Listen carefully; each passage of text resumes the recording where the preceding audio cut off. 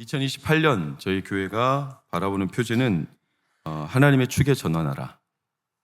여러분, 축이 뭡니까? 축은 하나의 기준입니다. 축이 다 있어요. 자전거도 축이 있고 자동차도 축이 있어요. 축이 깨지면 전복됩니다. 사고 납니다. 수학에도 X축, Y축이 있어요. 그렇죠? 그 축 자체가 뒤집어지거나 축을 잘못 계산하면 완전히 엉뚱한 대답이 나옵니다. 우리 지구 전체가 축이 있어요. 자전축 들어보셨습니까? 지구가 눈에는 없어요. 그러나 자전축, 지구본을 보면 축이 있죠. 그걸 따라서 지구본이 도는 것처럼 그게 자전축입니다. 그러니까 이 자전축을 통해서 지구가 돌죠. 일정한 패턴이 생기는 겁니다. 그러니까 자전축 때문에 북반구, 남반구, 열대지방, 극지방, 온도차도, 기온도, 사시일자도 생기는 겁니다. 그 말즉슨 이 자전축이 흔들리면 모든 게 다 깨진다는 겁니다. 사실은 날짜, 날씨, 기후, 생활 여건, 그러니까 더운 지방, 추운 지방, 그러면서 사람의 의식조도 거기에 맞춰서 형성되고, 사람의 직업도 바닷가는 수산물, 또 내륙 지방은 농사나 산림을 통해서, 그리고 사람의 성격도 정해져요. 신기하게 더운 나라 지방에 사는 사람들은 다 그런 건 아니지만 보편적으로 게을러요. 왜냐? 더우니까 사람이 의지가 안 나는 거예요. 이렇게 축이 있다는 건 우리 삶에 아주 일거수일투족에 굉장한 영향을 미친다는 겁니다. 반대로 축이 무너지면 어떻게 되겠습니까? 모든 게 무너지죠. 그러니까 축은 거스를 수 없는 힘을 말해요. 성경에 비슷한 어구가 시편 11편 3절을 보면 시작, 터가 무너지면, 이 터가 우리 삶의 축 기준을 말하죠. 터 자체가 무너지면 사람은 아무것도 할 수 없다. 우리 삶에 축이 있다. 이 축은 거스를 수 없다. 우리 성도의 축은 하나님의 말씀. 아멘. 우리 성도의 삶의 축은 하나님의 말씀. 근데 이 축을 부정하거나 소홀히 여기고 자기 멋대로 사는 사람들을 일컬어 저를 따라해 보세요. 천방지축. 이 축자가 그 축자예요. 실제로 여러분, 지축이 흔들린다 그러죠. 땅이 흔들리고 터가 무너질 때 지축이 흔들린다. 삶이 완전히 무너졌고 뒤바뀌었다. 이게 지축이 흔들린다. 근데 축이 없는 사람들은 천방지축, 자기 멋대로 마음 가는 대로, 축이 없어요. 다니엘서 5장에는 천방지축의 대명사 벨사살이 등장해요. 그는 느부갓네살의 아들, 아버지의 후광을 입고 왕위에 올랐죠. 그러니까 고생을 안 해봤어요. 어릴 때부터 철부지예요. 좀 쉽게 과격하게 말하면 지 멋대로 산 거예요. 그리고 아나무인입니다. 축이 없어요. 자기 감정 따라, 자기 생각 따라. 그 대표적인 증거가 1절을 보면 1000명을 모아다가 잔치를 벌여놓고 그 앞에서 술을 퍼마셔. 뭐 한다고 1000명씩이나 모아? 과시하는 겁니다. 심지어 2절을 보면 예루살렘 성전에서 가져온 은, 금, 그릇, 이게 뭐냐면 성전에서 쓰는 도구들이죠. 이걸 갖다가 술을 마시겠다는 거예요. 그 기준이 없어요. 축이 없는 거죠. 지 멋대로 해요. 3절, 4절을 보니까 그걸로 술을 마시고 제일 아래 빨간색을 보면 은, 금, 구리, 쇠, 나무, 돌로 만든 신들을 어떻게 했다? 자기 신들을 찬양했다. 예루살렘 성전 하나님을 섬기던 기명들을 갖다가 술을 마시고 자기 나라 신들을 찬양했다는 것은 과시, 우리나라 신이 저 이스라엘 신보다 훨씬 강하다. 그러니까 자기 마음대로, 자기가 세상의 중심인 거예요. 근데 그 미천이 금방 드러나요. 5절, 6절을 보니까 잔치를 하고 있는데 갑자기 벽에 글씨가 써진 거 아시죠? 그 글씨가 뭐였냐면 메네메네 데켈 우바르신이었어요. 그러자 6절에 왕이 얼굴빛이 변합니다. 갑자기 생각이 복잡해져서 넓적다리가 녹는 듯, 이게 도대체, 여러분 이런 경험 해보신 적 있어요? 넓적다리가 녹을 정도였다. 사람이 진짜 오랫동안, 저는 군대에서 쪼그려 앉아뛰기라는 실제 PT가 있고, 그 고문도 그걸로, 고문이 아니라 뭐죠? 군기 잡을 때 그걸 당해요. 그러면 이걸 쪼그려 앉아뛰기를 한 150개 하면 사람이 다리가 후들후들해가지고 실제로 소변이 나와버리는 경우도 있어요. 다 풀려버렸다는 거예요. 두 무릎이 달달달달달달달 부딪힐 정도. 그러니까 이 사람이 자기가 중심축이었고 이렇게 과시를 했는데 그게 온데간데 없이 낯빛이 변할 정도로 벽의 글씨 때문에 완전히 무너져 버린 겁니다. 그 말즉슨 벨사살은 축이 있다 없다? 없다. 이렇게 기세가 등등하고 과시할 대로 하면서 정작 무서운 문제가 터지면 그 앞에 무너져 버리는, 이건 우리도 마찬가지입니다. 우리도 문제를 만나고 위기 앞에 처하면 미천이 드러나 버릴 때가 있죠. 그럴 때 우리 안에 진짜 중심축이 살아있는가 확인이 될 겁니다. 눈여겨볼 건 벨사살은 당연한 거예요. 왜냐? 벨사살은 하나님을 모릅니다. 게다가 자기 아버지 밑에서 후광을 입어가지고 철부지로 살았으니 무슨 중심이 단단한 게 있겠어요. 그러니까 그 사람이 위기를 만나서 그 앞에서 무너지는 건, 축이 흔들리는 건 너무 당연한 건데, 진짜 이상한 건 이스라엘은 도대체 뭐냐 이거죠. 이스라엘, 여러분 2절을 다시 보면 은금기명, 자 성전에서 썼다. 자 성전에서 쓰는 도구들 함부로 할 수 있습니까 없습니까? 없죠. 심지어 성전에서 쓰는 도구들은 레위인 또는 제사장들만 다룰 수 있는데 이것을 함부로 만지거나 함부로 다루면 어떻게 됩니까? 죽는 경우도 있었습니다. 성전에서 쓰는 도구는 하나님의 축으로 딱 정확하게 매김된 거예요. 근데 이걸 갖다가 술을 퍼마셔? 술 파티에 재밌거리, 요깃거리, 유흥거리, 쾌락거리로 삼았는데도 아무 일이 안 일어나. 왜요? 이 기명들의 축이 없어진 거예요. 하나님의 영광을 위한 도구들인데 이 하나님의 영광을 위한 도구들에서 영광이 사라지니까 버려진 그릇에 불과한 거예요. 여러분, 그릇입니다. 그릇이 이게 가치가 있는지 없는지 뭘 가지고 판단합니까? 재질? 또 메이드 인 차이나? 뭘로 판단합니까? 이 그릇 재질, 가격, 어디서, 이런 거 중요하지만 진짜 중요한 건 이 그릇에 뭐가 담겨 있느냐. 그게 훨씬 중요하죠. 여러분 그런 말 들어보셨죠? 고려 시대 때인가 청나라에서 사신들이 배를 타고 오다가 그 어마어마한 청나라 도자기들이 배가 파손되는 바람에 다 바다에 수장돼 버렸어. 그 그릇들 가운데 이게 어마어마한 가치가 있는데 이게 종종 바다에 떠밀려 가지고 저기 완도 또 섬 같은 데 이렇게 떠밀려 가면 사람들이 그 뭣도 모르고 이걸 갖다가 개밥 그릇으로 써요. 그 나중에 보니까 하나에 막 몇 억씩 해. 근데 뭔 중요한 그게 뭔지도 몰라. 그러니까 거기다가 개밥 그릇을 담았어. 그럼 그건 뭐예요? 개밥 그릇이 뭐겠어? 뭐가 담겼느냐가 중요해요. 아주 유명한 일화죠. 종이컵이 있어요. 여러분 겉보기에는 여러분도 볼 때 딱 왼쪽 거가 얼마나 이뻐요. 그러나 안에 내용물을 보면 깜짝 놀라죠. 전혀 달라요. 뭐가 담겨 있느냐가 그 그릇의 가치를 결정하는 거예요. 성경에서는 종종 사람을 그릇으로 비유해요. 그럼 우리 안에도 뭐가 담겨 있느냐가 중요한 거예요. 그래서 바울은 유명한 비유를 남겼어요. 디모데후서 2장에 뭡니까? 디모데후서 2장인가? 집안에 많은 그릇이 있는데 금그릇, 은그릇, 질그릇 있다. 그러나 주인이 쓰기에 합당한 그릇은 세상에 여러 가지 담아놓은 거 말고 그 안에 깨끗하게 주인이 원하는 걸 담을 그릇, 그게 질그릇이라도 주인은 그것을 귀하게 여기신다. 그래서 고린도후서 4장을 보면 우리가 질그릇이지만 우리 안에 그리스도의 보화를 담고 있기 때문에 귀하다는 거예요. 여러분, 그럼 우리 속에 우리가 그릇이라면 뭘 담고 있느냐? 당연히 하나님의 영광이 담겨 있어야 합니다. 하나님의 말씀. 그래야 우리가 존귀하죠. 근데 어떻게 예루살렘의 성전의 은금 기명이 도구들이 술잔치의 도구로 전락했는가? 다니엘은 딱 9장 5절과 8절을 명확하게 이유를 적어놨어요. 우리는 이미 범죄하여 패역, 행악, 반역 또는 하나님의 영광을 다 버려버렸다는 거예요. 스스로가 자기 안에 담겨있던. 그러니까 뭐가 우리에게 들어왔다? 수치가 들어왔다는 거죠. 하나님의 영광이 담겨있어야 될 그릇들에 영광이 사라지니까 그 안에 엉뚱한 세상 수많은 바벨론의 술파티에 유흥거리들이 들어온 것은 너무 당연한 결과란. 여러분, 그러니까 이 그릇들이 축이 사라진 겁니다.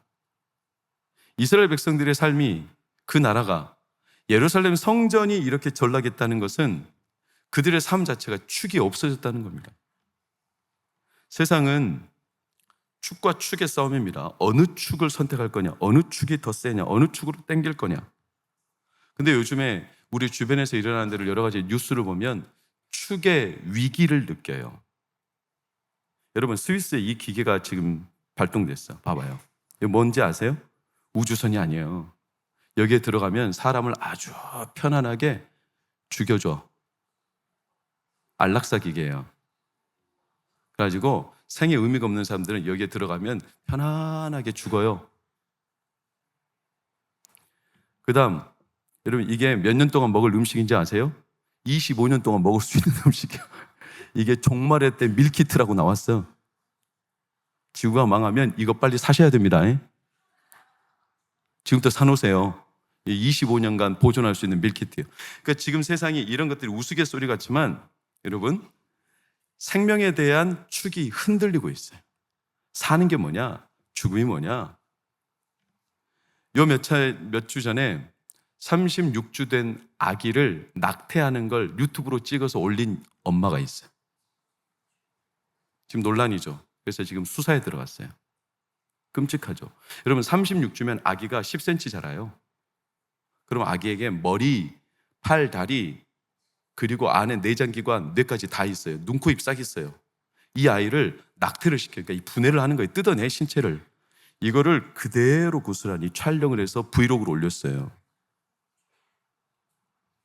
여러분, 지금 그게 소설이 아니라 지금 우리 시대, 우리나라에서 일어나고 있는 거예요. 왜 그럴까요? 축이 바뀐 거예요. 생명에 대한 축. 예전에는 인간을 존엄하게 여겼어요. 생명을 존엄하게 여겼어요. 나름대로 생명은 내 마음대로 할 수 있다, 없다? 없다. 생명은 신이 주신 거다. 이게 기독교인 아니라도 세상도 그렇게 여겼던 축이 있어요. 근데 이제는 그렇게 생각하지 않습니다. 낙태?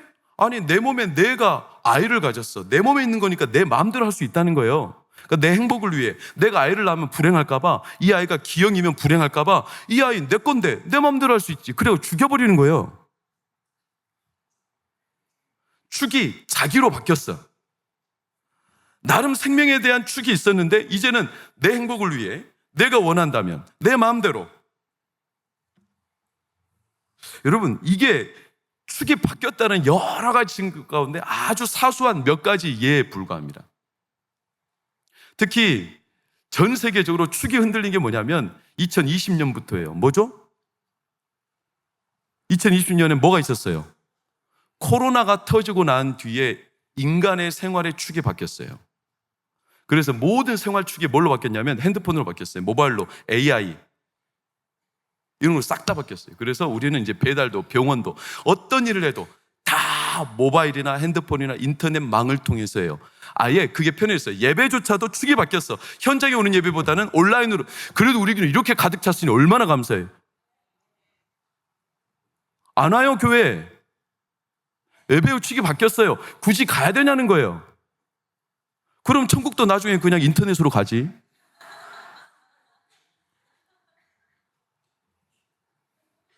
이 축이 흔들린 겁니다, 여러분. 그러니까 시총이 뭡니까? 시가총액이죠.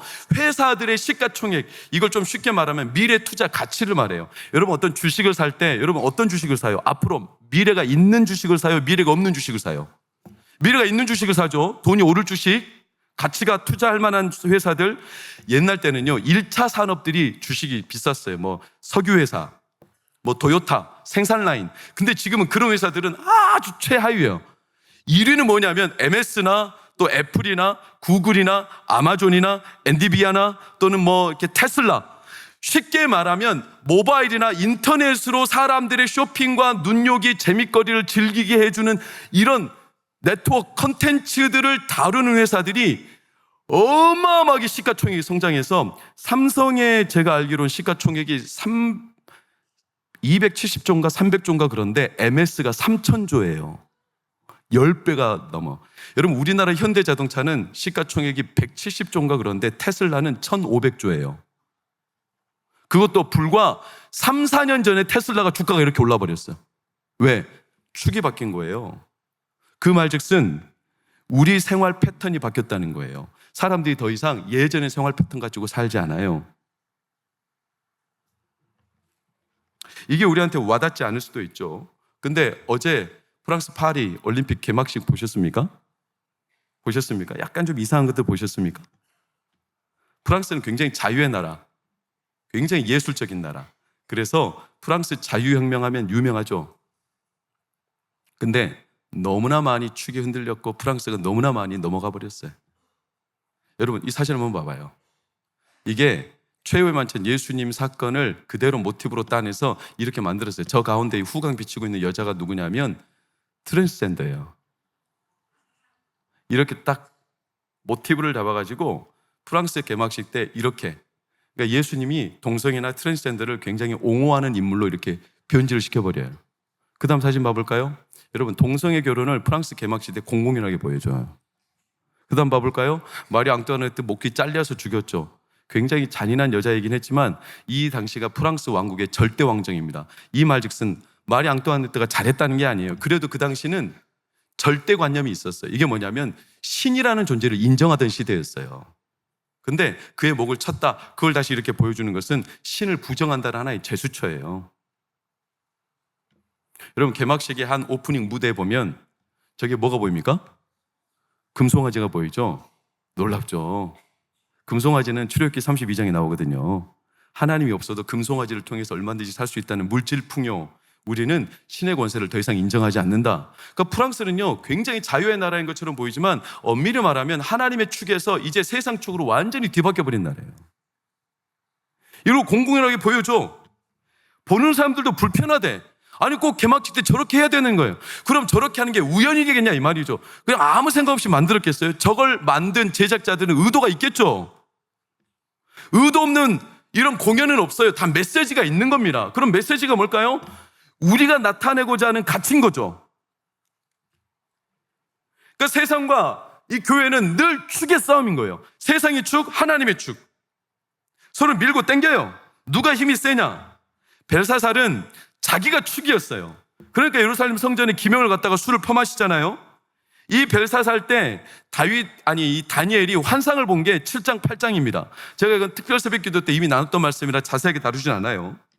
근데 7장 8장 벨사살 원년 때 받고 벨사살 3년 차 때 봤던 이 환상의 내용이 뭐냐면 짐승들이 많이 일어나죠.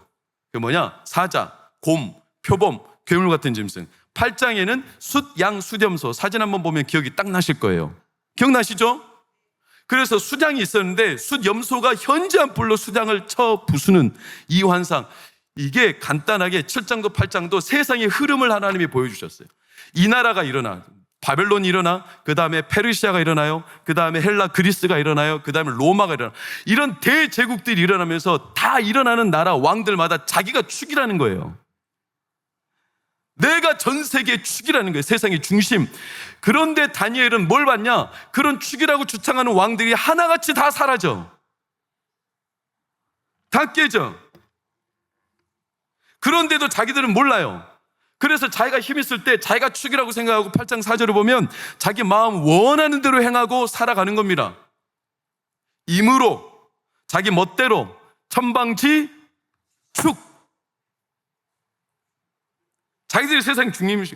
그러니까 이런 세상에 살면 우리도 점점 물들어가요. 어떻게? 그래, 세상에 힘이 있어야 살지.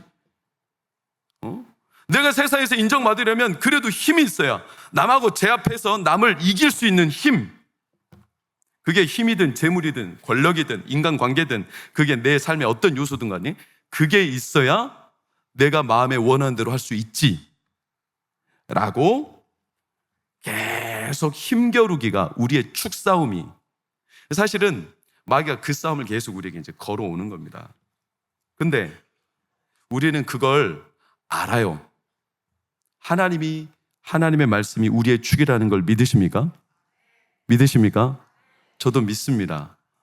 아는데도 불구하고 놀라운 건 자꾸 살다 보면 세상에 당해낼 재간이 없어요. 그리고 불안해. 그러니까 알면서도 나도 모르게 세상 축을 따라가 점점 물들어가게 돼 있어요. 다니엘이 이 벨사살 왕에게 글씨가 쓰여졌을 때 딱 경고를 해요. 18장 19절을 보면 왕이여 지극히 높으신 하나님이 왕에 붙인 당신의 아버지 느부갓네살에게 나라와 큰 권세와 영광을 주셨다. 그러나 그것은 하나님이 주신 거지. 근데 느부갓네살은 임으로 무슨 말이냐? 자기 멋대로 해버렸다는 거예요. 착각, 자기가 중심축이라고 생각하고. 그랬더니 이 교만 때문에 21절을 보면 사람 중에서 하나님이 느부갓네살을 쫓아내버려요. 그게 지난주 말씀 7년 동안 뭐가 되죠? 짐승이 되잖아요. 그 이유는 하나님이 너를 세울 수도 있고 무너뜨릴 수도 있다. 너가 축이 아니다. 똑바로 정신 차려라. 이걸 깨우치신 사건이었죠. 그럼 22절 시작. 벨사살이여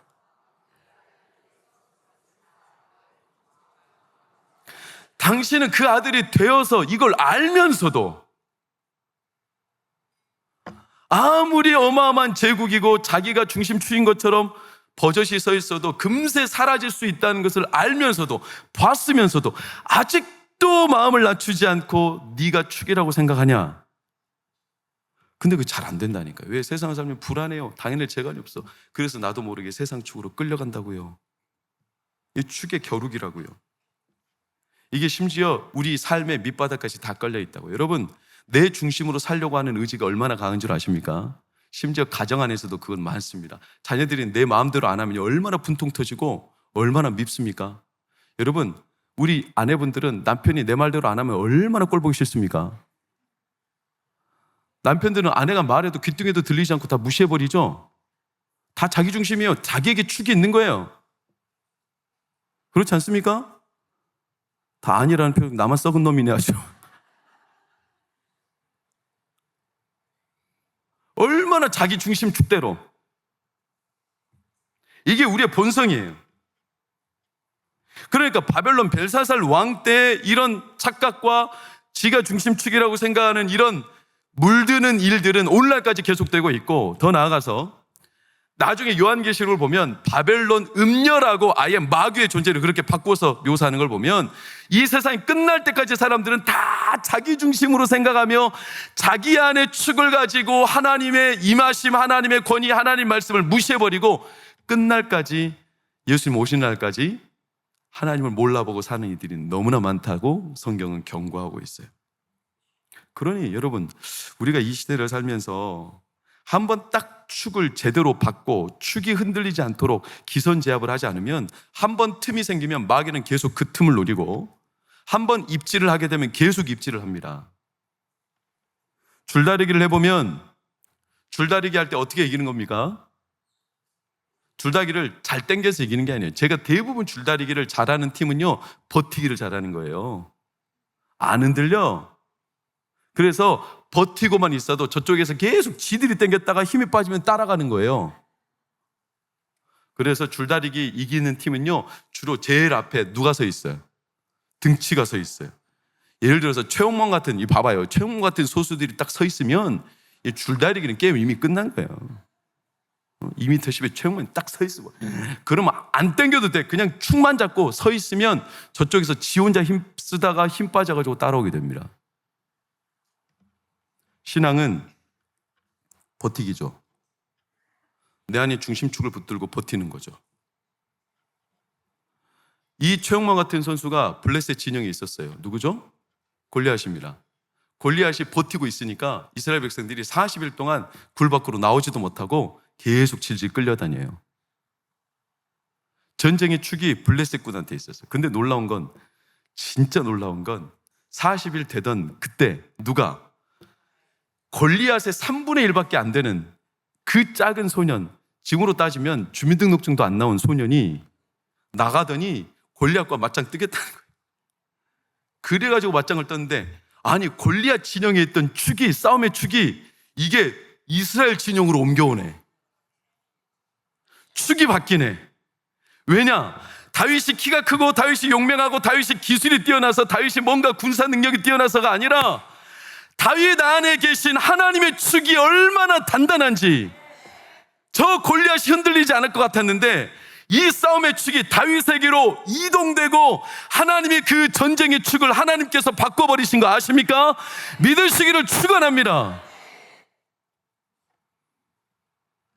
하나님은 다니엘에게 이걸 보여주신 겁니다. 메네메네 테켈 우바르신, 벨사살의 축이 이미 끝났다는 겁니다. 그래서 그때 본 환상 8장 25절을 보면 하나님이 딱 단도직입적으로 말씀하세요. 이 나라도 어떻게 되리라? 깨지리라. 실제로 벨사살은 30절을 보시면 그날 밤에 죽습니다. 자기가 모든 걸 다스릴 수 있는 왕인 것처럼 착각했지만 그 금, 은, 기명, 성전의 도구들 가지고 술을 퍼마셨던 그가 그날 밤에 죽습니다. 하나님이 먼지처럼 날려버리십니다. 왜? 하나님이 보실 때 그 안에 축이 없습니다. 축이 없으면 날아갑니다. 바람 불 때 날아갑니다. 뿌리가 없기 때문에. 25절에서 27절이 그걸 말하죠. 당신의 무게를 재보니까 메네 테켈 루바르신, 재봤다. 그러나 무게를 달아보니까 없었다. 당신 안에 아무리 무게를 재려 해도 잴 만한 게 하나도 없다. 40년을 살았다면 40년 내내 당신 안에 있는 무게 잴 만한 게 뭐가 있냐? 여러분의 인생이 몇 년이든지 간에, 여러분의 신앙생활이 몇 년 차이든지 간에, 지난 20년, 30년, 40년 몇 년의 신앙생활을 했는지 모르시지만 저는 벌써 47년 해왔습니다. 하나님이 나를 보실 때 내 안에 무게를 잴 만한 게 얼마나 되겠습니까? 여러분 얼마나 되겠습니까? 이 미르멘의 대결 우바르시는 벨사살 왕을 잰 것만 아니라 오늘 우리도 잽니다. 우리 안에 축이 있냐? 다니엘이 그걸 몇 번 본 겁니다. 바빌론 일어나고 페르시아 일어나고 헬라 일어나고 로마 일어나고 다 자기들이 중심축이라고 착각하며 그때를 호령했지만 결국 중심축이 없는, 하나님 축이 없는 그들은 싹 다 먼지처럼 사라지더라. 그런데 놀라운 것은 다니엘서 2장에 다니엘이 본 환상에 마지막 한 나라가 서죠. 그 나라가 뭐냐? 금, 은, 놋, 철과 흙, 이 신상을 부서뜨려버린 뜨인 돌, 옛날 성경으로는 뜨인 돌, 다니엘서 2장 34절의 표현에 따지면 하나님이 만드신, 즉 사람의 손이 닿지 않은 돌, 사람의 개입이 없는 돌, 오로지 하나님이 다스리시는 하나님의 통치, 이 뜨인 돌이 날라와서 그 신상을 모조리 다 깨부셔버리더라. 이걸 다니엘이 본 겁니다. 아, 세상이 아무리 흔들리고 지들이 축이라고 해도 하나님이 흔들리지 않는 축이 하나님께 있구나. 이 돌이 베드로 사도는 뭐라고 달리 표현했냐면 산돌. 그 산돌은 복음서에 보면 건축자들이 원래 버린 돌. 그런데 그 버린 돌을 하나님이 모퉁이 돌 삼아서 코너스톤, 집의 기둥을 세우는, 집의 형체를 구상하는 코너스톤, 모퉁이 돌로 그 버린 돌을 삼아서 하나님이 집을 지으셨다는 거예요. 버려진 것 같았는데, 흔들리는 세상에서 아무 쓸모없는 돌이라고 생각했는데 그 돌이 세상에 흔들리지 않는 축이 된 거예요. 여러분, 그러니 우리는 오늘 이 말씀을 받으며 믿으며 아, 내 삶에 하나님의 축이 있구나. 여러분 안에 하나님의 축이 여전한가? 점검해 보실 때 하나님 여러분을 무게를 재실 때 메네메네 테켈 하나님의 무게를 재보시니 아, 진짜 무게가 넘치도록 하나님 내 안에 무게가 닮아는 것들이 많으시기를 축복합니다. 그 산도를 하나님이 우리에게 보내신 거예요. 왜? 세상은 임의로 천방지축, 자기 멋대로 하는 세상. 이쪽에 힘이 생기면 여기가 축이고 이쪽에 힘이 생기면 여기가 축이고 여기 갔다 저기 갔다 왔다 갔다 하는 세상에서 하나님은 이렇게 임의로 하는 축 말고 바뀌었다 이랬다 저랬다는 축 말고 영원히 변치 않는 축을 우리에게 보여주고 싶었던 거예요. 그게 누구냐? 말씀대로 이루시는 하나님. 그래서 그 말씀을 우리 가운데 보내셨어요. 말씀이 육신이 되어 우리 가운데 거하심에 우리가 그의 영광을 보니 아버지의 독생자의 영광이요 은혜와 진리가 충만하더라. 그 예수님이 말씀으로 이 땅에 오신 거예요. 그분은요 말씀대로 죽으셨어요. 말씀대로 3일 만에 살아나셨어요. 말씀대로 재림하여 오실 거예요. 말씀대로 이 땅에 하나님 나라를 완성하실 거예요. 그분은 영원히 흔들리지 않는 축이십니다. 그걸 우리에게 보내신 거죠. 흔들리는 세상에 부디 이 축이 있다는 사실을 잊지 말라는 겁니다. 우리에게 보내셔서 말씀대로 이루신 하나님을 신뢰하십시오. 내가 이 반석 위에, 이 말씀 위에, 이 예수 그리스도의 반석 위에 교회를 세우리니 우리 교회가, 우리 가정이 음부의 갱세가 해하지 못하리라.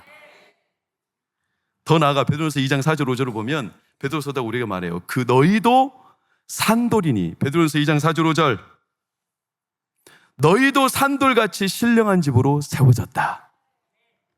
그래서 우리 안에 이미 예수 그리스도가 오신 뒤로는 우리는요, 흔들리지 않는 축을 갖고 있어요.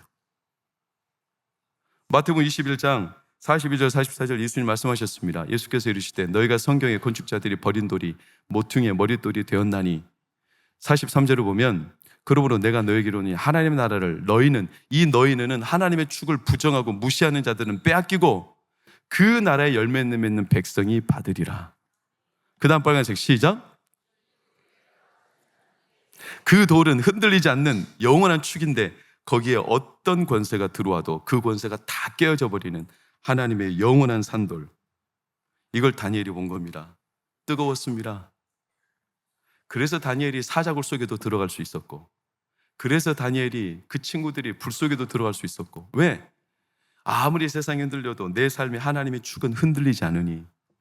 그래서 히브리서 13장 28절 29절을 보면 우리는 흔들리지 않는 나라를 이미 받았다고 말씀하십니다. 감사하죠? 문제는 내가 흔들리는 거지 하나님이 흔들리시는 게 아닙니다. 세상이 흔들린다고 하나님이 흔들리고 계시는 거 아닙니다. 하나님은 여전히 동일하십니다. 그분은 우리의 무게를 재실 때 다른 걸로 재시지 않습니다. 우리에게도 똑같이 메네메네 테켈, 그 벽에 글씨가 쓰여지듯이 오늘도 하나님의 말씀이 여러분의 가슴에 글씨를 새기시기를 축원합니다. 그래서 메네메네 계산해보고 테켈 재어보니 우바르신 부족하였다. 축이 없어. 이리저리 휘날리던 그 벨사살, 그 느부갓네살, 그 바벨론은 부족하였다. 잴 만한 게 하나도 없었다. 그래서 먼지처럼 사라져버렸지만 오늘 우리 사랑하는 성도들은 그게 아니에요. 벨사살 왕은 그 벽에 글씨가 새겨졌을 때 두려움이었지만 우리는 이미 우리 안에 흔들리지 않는 하나님의 산돌이신 예수 그리스도가 기거하고 계시니, 우리는 메네메네 테켈 할 때 우리는 흔들리는 게 아니라 오히려 당당하게 담대함이 생기죠. 왜?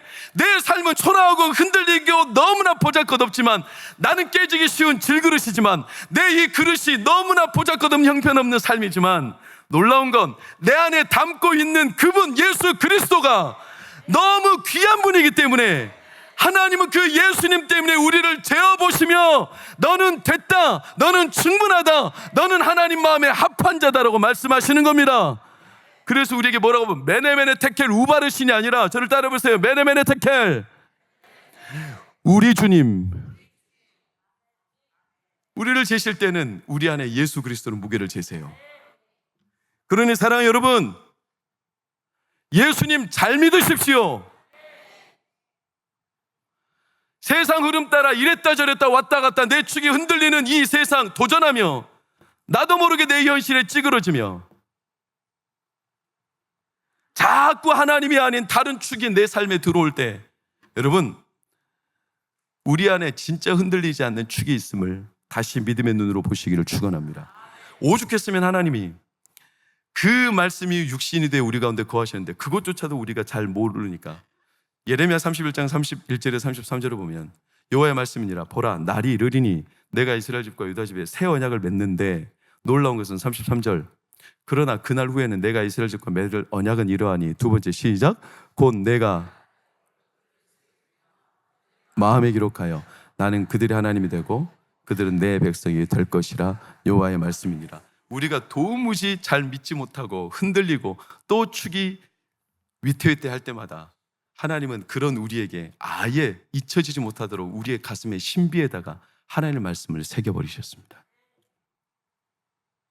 새 언약을 우리의 가슴에 새기셨습니다. 예배 드릴 때마다 성령께서 우리를 인치시는 겁니다. 마치 가늠하다 잡힌 여인, 예수님이 땅에 글을 새겼죠. 뭐라고 새겼을까요?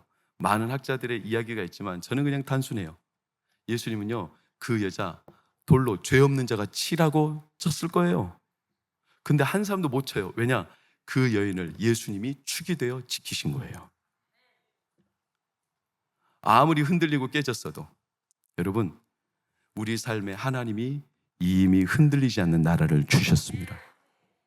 자기 삶 때문에 너무 괴로워하거나 아파하지만은 마십시오. 하나님의 산돌은 깨지지 않습니다. 때로 내가 흔들리니까 하나님이 먼저 우리를 흔드시는 때도 있습니다. 왜? 자꾸 불안하고 흔들리는 세상 때문에 내 마음이 이리저리 흩어지니까 하나님 먼저 우리를 흔들어서 아무리 흔들어도 우리 안에 하나님의 계심을 보여주시는, 그게 바로 고난입니다. 고난. 어려운 일, 괴로운 일. 여러분, 고난, 그러니까 고난이 올 때 우리를 흔드신다고. 왜? 영원히 흔들리지 않는 하나님이 나를 붙잡고 계시다는, 이걸 버젓이 드러내시는 하나님. 지난밤에도 저는 고난, 여러분도 지난밤에 고난? 저는 고난. 요즘에 제 아내는 저녁에 통증이 저녁에만 몰려와요. 낮엔 잘 오지 않아요. 낮에는 그래도 바람도 쐴 수 있고 이리저리 다녀요. 저녁이 이렇게 몰려오는지 모르겠어요. 그래서 저녁이 거의 저는 막 잠을 잘 못 자요. 지금 제가 몸 밖에 있는지 몸 안에 있는지 잘 모르겠어요. 어제도 제가 1시부터 간병 3시까지, 그리고 3시부터 설교 준비 한 1-2시간 하고 또 간병하고, 그리고 이제 일부 예배 나오고. 근데 간병을 하면서 이게 막 몸이 너무 고단하고 지치고 힘드니까 본인은 오죽 더 힘들겠어요. 잠 못 자니까. 그럼 우리가 저녁에 할 수 있는 게 없어요. 그래서 휠체어를 밀고 거실을 한 50바퀴 돌아. 이렇게 휠체어를 밀고. 근데 어젯밤에는 제가 몸은 너무 지쳐서 무너지는데 신기한 경험을 했지 않습니까? 그게 뭐냐면, 몸은 지치는데 야, 몸이 이렇게 지친다고 마음마저 무너지면 나는 이제 끝장난다. 그래가지고 휠체어를 밀면서 예배를 드렸어요. 아내는 휠체어에서 꾸벅꾸벅 졸다가 또 일어나고 예배를 드렸어요. 어떤 예배를 드렸어요? 기도했죠. 계속 기도하고 또 찬양을, 내가 어릴 적부터 가정예배 드린 이력이 있어가지고 아빠가 좋아하는 찬양이 28장 복에 그는 광림하사, 내 영혼이 은총 입어, 아침 해가 돋을 때, 이런 찬양을 주구장창 20년 동안 아버지 곁에 예배 드리며 불렀으니까 이게 내 입에서는 그냥 자연스럽게 흘러나와요. 어젯밤에는 뭐에 삘이 꽂혔냐면 아침 해가 돋을 때, 그거를 계속 아침 해가 돋을 때 만물 신선하여라, 나도 세상 지낼 때 햇빛 되게 하소서, 주여 나를 도우사 세월 어송 않고서 어두운 세상 지낼 때 햇빛 되게 하소서. 이걸 계속 부르는데 놀라운 거 있죠. 여러분, 몸을 완전히 찌그러지고 지쳤는데 와, 힘이 나더라니까. 내 안에 그런 힘이 나는 줄 몰랐다니까요. 가슴이 뜨거워지더라니까요. 이 휠체어 예배를 드리는데 막 가슴이 뜨겁더라니까요. 막 눈물이 주르륵 흘러더라니까요. 그러면서 어떤 생각이 들었냐면, 하나님, 내가 가장 잘 나가고 우리가 건강할 때, 우리가 뭔가 있을 때, 뭔가 결과를 잘 냈을 때, 이때 하나님 영광 받으시고 그때 예배를 받으실 줄 알았는데 하나님 그런 예배 안 받으시고요. 내가 제일 약할 때, 아무것도 못할 때, 나자빠져 있을 때, 고단할 때, 나에게 아무것도 없는데 이런 나에게 아무것도 없으니까 하나님의 내 중심을 받고 싶으신 거예요. 내가 그 가슴 때문에 막 뜨거워진 거예요. 하나님, 이런 예배를 받고 싶으셨군요. 내가 뭔가 보란듯 해가지고 막 하나님 앞에 드리는 예배는 솔직히 말하면 내 자랑거리가 될까봐, 내가 막 중심 축이 돼가지고 하나님 앞에 드릴까봐 이런 마음이 막 들었을 텐데, 그게 아니라 나한테 가진 게 아무것도 없고 무너져 가니까, 아내도 제가 찬양하면 막 같이 찬양하고 그 안에서 막 기도하고 선포하고, 그러니까 아무것도 없는 그 고단한 현실에서 하나님은 우리 마음만 받으시더라고요. 놀라운 건 내 안에 축이 있었어요. 다 빠져보니까 그래도 내 안에 하나님이 살아계시다는 축이 있어요. 목사라서 그럴까요? 여러분에게도 다 있어요. 그래서 때때로 고난으로 흔드실 때는 내 안에 하나님이 살아계시다는 걸 보여주시는 거예요. 여러분, 하나님이 여러분 안에 흔들리지 않는 산돌로 계십니다. 이 기쁨을 회복하십시오. 몸이야 피곤하고 병들면 좀 쉬거나, 또 하다못해 우리가 병들어서 이 땅을 떠나도 우리는 그것 때문에 세상이 끝나지 않으니까, 우리는 하나님 나라를 받았으니까. 여러분, 얼마나 이게 감격스러운 은혜입니까? 오늘 이 자리에 누구라도 예수를 영접하고 하나님을 아버지로 믿고 내 삶이 이렇게 흔들리고 초라한데 하나님이 나를 여전히 붙들고 계시다는 이 확신이 여러분 안에 타오르기를 축원합니다. 이 흔들리지 않는 축, 하나님의 축, 나와 함께 하신 하나님의 축, 이 하나님의 함께 하심을 여러분 믿고 담대히 살아내시기를 예수의 이름으로 축복합니다. 기도하겠습니다. 우리는 얼마나 어리석습니까? 우리는 얼마나 부족합니까? 흔들립니다. 지칩니다. 상합니다. 고단합니다. 그렇습니다. 하나님, 우리는 세상 축과 늘 밀고 당기는 싸움 안에 나도 모르게 끌려가고 물들어가고 흔들리지 않는 나라를 받은 우리가 여전히 세상에 힘세기를 물들어 나도 모르게 그 축에 전염되곤 합니다. 그러나 오늘 다시 마음을 새깁니다. 우리의 마음에 새겨주셨습니다. 메네메네 테켈 우바르신이 아니라 메네메네 테켈 우리 주님, 우리 안에 예수님이 거하시니 하나님은 나를 무게를 합당하게 여기십니다. 예수님은 산돌로 우리 가운데 계십니다. 우리 성도들 가정에 계십니다. 성도들 삶과 기업과 그들의 자녀들과 아무리 병 걸렸어도, 아무리 아파도, 아무리 흔들렸어도, 내 삶이 보잘것없어도, 땅바닥에 지질이 멸렬하며 무너져 있는 삶처럼 보일지라도, 버린 모퉁이털처럼 보일지라도, 하나님은 그 돌을 선택하여 하나님은 산돌로 그 반석 위에 교회를 세우시고 가정을 세우시고 우리를 세워주셨습니다. 감사합니다. 이 흔들리지 않는 나라를 우리가 얻었으니 오늘부터 우리 성도들의 삶에 하나님의 축으로 그들의 삶이 강건하게 일어나게 하여 주시옵소서. 세상이 공격해 들어올 때 우리들 하나님의 흔들리지 않는 산돌이 그 모든 세상의 공격을 다 파쇄하게 하여 주시옵소서. 마귀의 권세, 원수마귀의 모든 두려운 일들이 예수 이름 앞에 떠나가게 하여 주시며, 병들고 아프고 시험당하고 가정이 무너져 있는 성도들이 있다 할지라도 오늘 이 시간 예수님을 나의 구주로 나의 하나님으로 영접하고 믿는 자들마다 그 가정에 구원의 기쁜 소식을 임하게 하여 주시옵소서. 그 가정에 하나님의 천국이 임하게 하여 주시옵소서.